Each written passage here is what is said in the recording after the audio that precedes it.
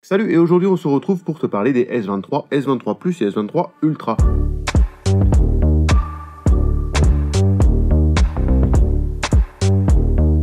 Les trois derniers téléphones de chez Samsung, les trois derniers haut de gamme évidemment, avec le moins cher et le plus petit, le S23, et le plus cher et le plus grand, mais le S23 Ultra. Alors on va d'abord parler un petit peu de l'esthétique, et c'est vrai que ces téléphones, quand même, surtout le S23 et le S23 Plus, se ressemblent excessivement. On a quand même des téléphones qui sont quasiment identiques, hein. C'est le S23 Plus, c'est un S23 zoomé, hein, clairement. Franchement, si je dois en choisir un des trois, bon je choisis le Ultra parce que... Mais si je dois en choisir vraiment un des trois en restant honnête, je pense que je prends le S23 Plus. Alors ici on l'a reçu en blanc, bon, ce qui est ma couleur préférée de téléphone. Niveau esthétique ça reste quand même nickel, on est sur à peu près le niveau d'un iPhone, hein, niveau finition. Juste bien évidemment, ce que je regrette, comme sur la majorité des téléphones Android, c'est le fait que les boutons de volume soient à droite et non séparés. Voilà, je dis ça en regardant Marc qui a envie de me tuer en disant ça. Moi je préfère quand ils sont à gauche et séparés, un bouton volume plus, un bouton volume moins. Après ça c'est vraiment moi, ça c'est vraiment spécifique. Reposons ce S23 Plus et parlons un petit peu du S23 Ultra. On retrouve un téléphone qui ressemble beaucoup au S22 Ultra et surtout sur ce téléphone on a les objectifs qui sortent directement de la surface du smartphone. Il n'y a pas de module photo dessiné, mais ici aussi sur le S23 Plus et sur le S23 aussi. Alors que l'an dernier il y avait que le Ultra qui était comme ça et les S22 Plus et S22 classiques avaient vraiment un module photo. Alors c'est cool ces modules photo qui dépassent indépendamment, mais c'est pas forcément génial, tu vois. Bon alors niveau stabilité encore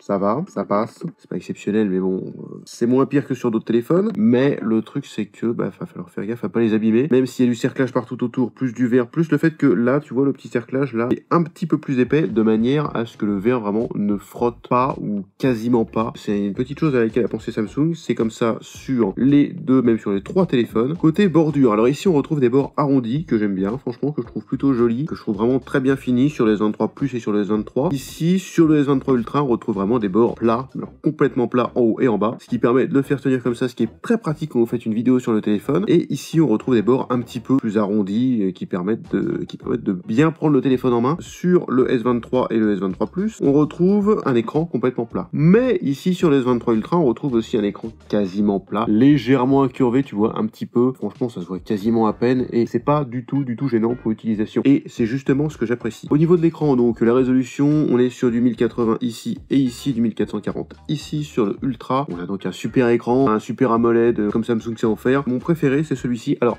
je sais pas pourquoi, le fait que l'écran soit déjà totalement plat ici et que les bords soient un petit peu plus arrondis, je trouve que je préfère. Bon, c'est totalement subjectif. La dalle dans tous les cas reste strictement la même. C'est une des meilleures dalles du marché, juste derrière l'iPhone 14 Pro Max. Voilà, bon, ça reste très bien. C'est du téléphone très haut de gamme. Dans tous les cas, c'est très bon. Au niveau de l'écran, on est sur du 120 Hz évidemment. On a la possibilité de se mettre en 60 Hz ou en adaptatif. Évidemment, on se met en adaptatif pour pas buter la batterie de 1 et de 2, quand même profiter d'un confort de navigation meilleur. Sinon, au niveau de l'écran, ça reste quand même très bon. Samsung sait y faire. Ici on a le stylet pour pouvoir prendre des notes. Là tu vois, hop, t'arrives. Là tu peux prendre des notes directement avec ton stylet. Abonne-toi pour plus de tests d'ailleurs. Depuis le Galaxy S22 Ultra, c'est maintenant ces smartphones en version super haut de gamme avec le stylet qui remplace le Galaxy Note. C'est pas plus mal après tout, ça évite à Samsung de sortir 15 000 gammes différentes et ça permet à Samsung de faire un smartphone plutôt polyvalent qui allie grand format, praticité du stylet, performance, autonomie, enfin bon bref, c'est vraiment la version ultra celui-ci. L'écran évidemment il propose un mode Always On hein, sur tous les téléphones comme d'habitude, Samsung continue évidemment à le proposer. On va parler maintenant des performances très rapidement, alors sans vous assommer avec tous les chiffres, de toute manière dans la description t'as le test sur charletech.fr. Ici on va juste afficher un petit benchmark en toutou, un petit benchmark Geekbench, tu vois,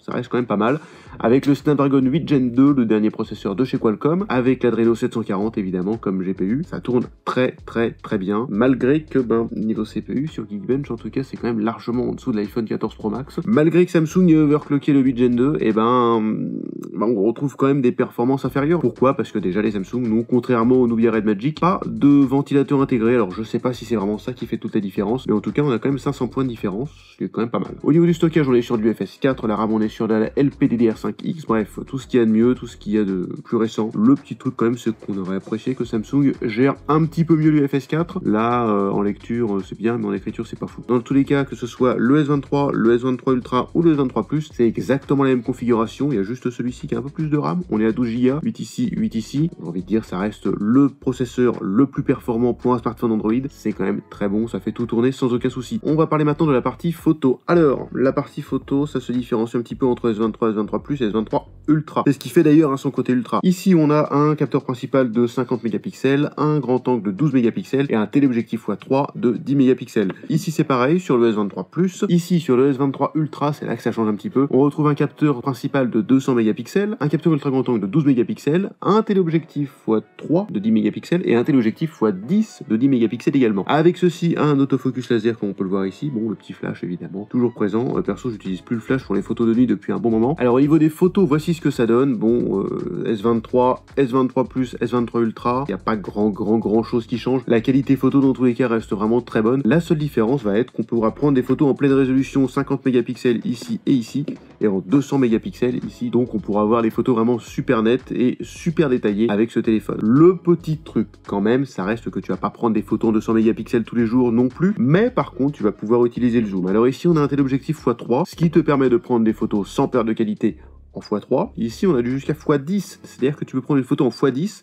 bah, elle sera nickel, tout simplement. Ça permet vraiment de prendre des photos en très haute qualité. Là, une photo prise avec le S23 Ultra, et ici, prise avec le Huawei Mate 50 Pro. Ici encore du S23 Ultra, du Mate 50 Pro, ici en x50. Les deux smartphones permettent de zoomer jusqu'à x100, et ici, en x100. On voit quand même que les S23 Ultra assurent dans quasiment tous les domaines, et comparé à ce que peuvent dire certains sites de comparatifs, maintenant, clairement, le S23 Ultra se montre majoritairement au-dessus du Huawei Mate 50 Pro. Samsung garde toute son expertise en photo, et produit quand même du très bon travail. Bon, on peut prendre de la vidéo 8K, 30 fps, voilà, c'est bien, c'est pratique, c'est génial, mais on va préférer évidemment la 4K 60 fps. La 4K 60, c'est très bien. T'embête pas avec de la 8K qui va prendre tout ton stockage, surtout que tu ne peux pas mettre de carte micro SD dedans, donc 4K 60 tous les jours. Au niveau de l'autonomie, on retrouve 3900 mAh sur ce téléphone, sur le S23. Bon, c'est pas exceptionnel, c'est pas la plus grosse batterie qu'on ait sur un téléphone, hein, clairement, c'est même une des plus petites, mais bon, ça tient quand même correctement, ça, voilà, ça tient convenablement. On retrouve ici 4700 mAh sur le S23 Plus, qui est déjà mieux, et 5000 sur le S23 Ultra. On aurait pu avoir une plus grosse batterie sur le S23 Ultra, mais on a ici, tu vois, là, ce stylet qui vient un petit peu perturber l'espace pour mettre une plus grosse batterie, ce qui fait qu'on se retrouve avec que 5000 mAh. Ça va, ça reste quand même très correct. Au niveau de l'autonomie, bon bah c'est simple, hein, c'est un des meilleurs, hein, voilà, le S23 Ultra, avec l'iPhone 14 Pro Max, avec d'autres téléphones évidemment, mais c'est clairement un des meilleurs. C'est pas l'iPhone 14 Pro Max en termes d'autonomie, mais il est à quelques minutes, je vais dire, voilà, ça reste quand même très bon. Pour une fois, Samsung a fait du très bon travail, mais pas sur la recharge.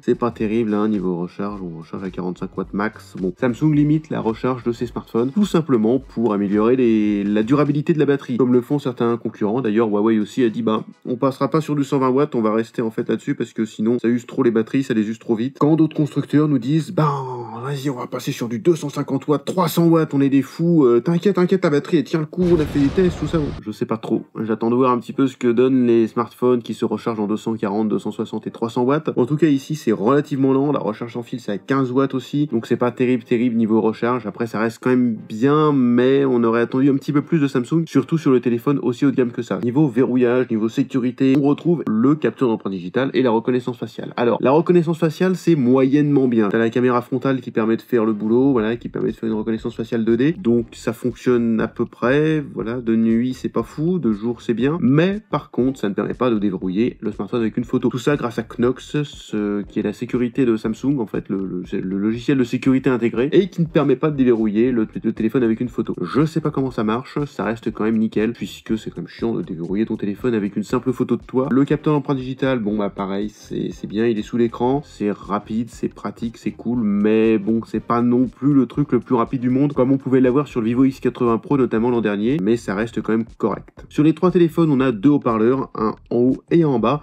qui permettent de proposer un son stéréo. C'est correct, c'est convenable. Pour le prix, j'attendais un petit peu mieux que ça quand même. Notamment sur le S23 Ultra. À la limite, sur le S23, le S23 Plus, je me suis dit, bon, ok, ça va. C'est pas non plus la folie, mais ça va. Sur le S23 Ultra, bon, c'est bien, hein, mais j'en aurais attendu encore plus. Pour une version Ultra, j'attends encore plus. On nous propose un capteur photo 200 mégapixels, on nous propose un zoom x10, on nous propose un autofocus laser, tout ce qu'il faut, tout ce qu'il y a. Une super batterie. Bah pareil, sur la qualité sonore, j'aurais attendu un petit peu plus, mais c'est pas ce que Samsung a fait, c'est un petit peu dommage. Pour la connectivité, enfin, Wi-Fi 6E, Bluetooth 5.3, 5G, on est pas mal hein, quand même. Toutes les dernières technologies, on les retrouve dans ces téléphones. On n'a pas de Wi-Fi 7, après j'ai envie de te dire, vu la quantité de routeurs Wi-Fi 7 qu'on trouve sur le marché pour l'instant, c'est pas encore la grosse folie. Au niveau de la connectique, on a un port USB 3.2 ici, port USB-C, qui permet la recharge et le transfert de données via OTG rapide, parce qu'en USB 3.2 c'est quand même pas mal. Et puis on a évidemment pas de prise jack sur ces téléphones, parce qu'on a du Bluetooth, donc c'est bien suffisant après tout, on n'a pas besoin d'une prise jack. Les smartphones captent très bien, que ce soit en Wi-Fi, que ce soit en 5G, ça capte parfaitement partout. Toutes les bandes 5G françaises, bien évidemment, de tous les opérateurs, y compris la bande 3500 MHz, celle qui est entre guillemets la vraie 5G, qui permet de profiter de débits allant à peu près jusqu'à 1000 Mbps, ce qu'on retrouve aussi avec la connexion Wi-Fi des smartphones, à condition bien sûr d'avoir le forfait, la box et le routeur Wi-Fi 6 qui vont avec. Nous voilà maintenant à la conclusion de ce test, le dessert, le moment qu'on préfère tous. Samsung a encore frappé fort avec 3 téléphones haut de gamme qui franchement sont très bon. Le S23, il est vraiment adapté pour les personnes qui aiment les petits téléphones. Alors, c'est pas aussi petit que l'iPhone 13 mini ou que l'iPhone 12 mini, mais ça suffira quand même. Là, tu vois, bon, dans la main, quand même, c'est quand même pas un grand téléphone. Moi, c'est pas le téléphone qu'il me faut. Le S23 Plus, bah, franchement, le format est quand même pas mal. La taille est plutôt adaptée. Ça pourrait être le téléphone qu'il me faut, clairement. En plus de ça, les bords sont quand même plutôt fins. Ici aussi, les bords sont fins, évidemment. Ça reste du Samsung, ça reste du haut de gamme. Et il me plaît quand même pas mal, ce S23 Plus. Mais évidemment, je partirai sur le Ultra pour son capteur photo 200 mégapixels, pour son zoom x10 et même jusqu'à x100 qui te permet de zoomer et faire des zooms très malsains chez la voisine. Un autofocus laser aussi qui fonctionne vraiment très bien. Niveau performance, on est nickel. Le S Pen, je vais te dire personnellement, je m'en fous complètement. Mais c'est vraiment pour le format du téléphone, le côté de grand smartphone. Et tu vois les petits bords de l'écran ici qui sont quand même un petit peu carrés. On a un écran qui est quasiment carré alors que là on a un écran qui est quand même pas mal arrondi sur le S23 Plus et même sur le S23 classique. Donc mon choix se porterait sur le S23 Ultra parce que pareil j'aime bien les grands téléphones, j'aime bien quand j'ai vraiment la place pour pouvoir écrire un message. Si je peux utiliser potentiellement des applications multitâches, tu vois, en le tenant à la verticale comme ça. Je regrette juste l'absence d'un vrai Face ID, d'un vrai capteur de reconnaissance faciale 3D, alors que Huawei le propose, alors que Honor le propose, alors que Apple évidemment le propose. Samsung aurait pu proposer ça aussi, mais le constructeur a préféré laisser la grande place pour l'écran. Et autre point aussi d'ailleurs qui me séduit pas mal sur ce S23 Ultra, ce sont les bords de l'écran. Très légèrement incurvés, vraiment, ça se voit à peine. Voilà, j'espère que j'ai pu vous aider à vous décider sur les S23, S23 Plus ou S23 Ultra, lequel choisir. Est-ce que ces smartphones sont aussi faits pour vous d'ailleurs? Ils sont quand même assez chers, c'est vrai que là on se retrouve autour des 800-900 € je crois. Ici on titille les 1000 € et ici on titille les 1400 €. Il a un petit peu baissé de prix si je ne dis pas de bêtises depuis sa sortie. Il était à 1419, maintenant vous pouvez le trouver à 1359 le jour où je fais cette vidéo, vraiment, hein, sur Amazon. De toute manière vous avez les liens d'achat dans la description de la vidéo. Donc c'est quand même très cher, ça reste quand même un produit haut de gamme, pas aussi cher que l'iPhone, mais qui selon moi vaut le coup.